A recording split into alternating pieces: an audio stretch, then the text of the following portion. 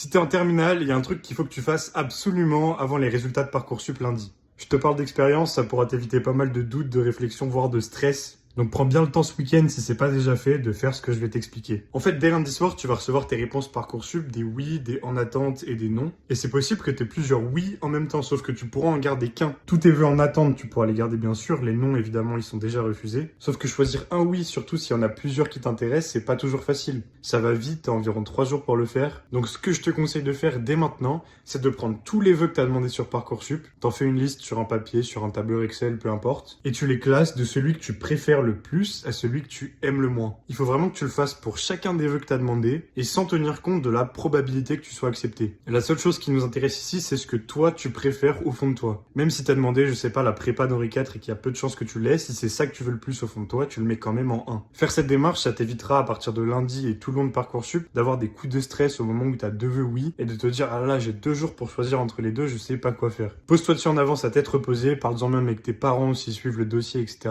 Et surtout, je t'invite à t'abonner à mon compte parce que je vais te donner tous les meilleurs conseils pour gérer Parcoursup. Donc rejoins-nous pour ne rien rater.